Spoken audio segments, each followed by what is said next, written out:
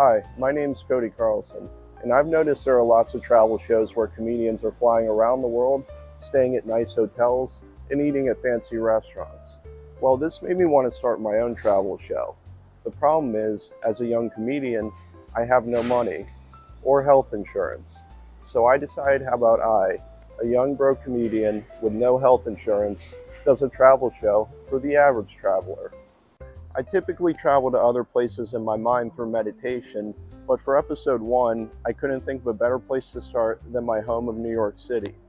Also, I can't think of a better place to start means I can't afford to go anywhere. So for episode 1, we're going to be exploring Greenwich Village, Manhattan, a neighborhood where I regularly perform comedy and pretend I live.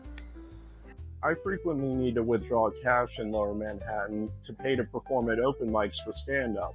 And yes, I have to pay.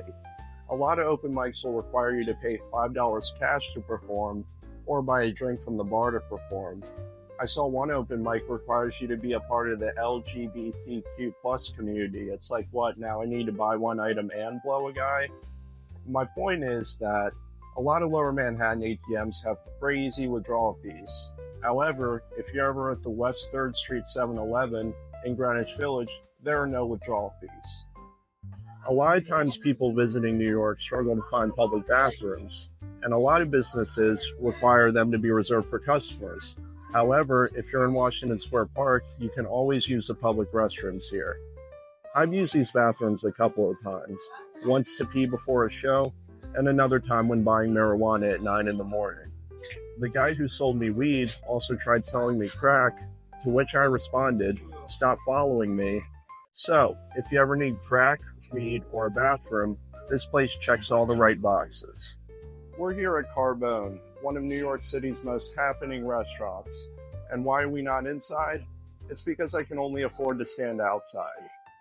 We're now at Houston Street, which marks the southern border of the Greenwich Village neighborhood.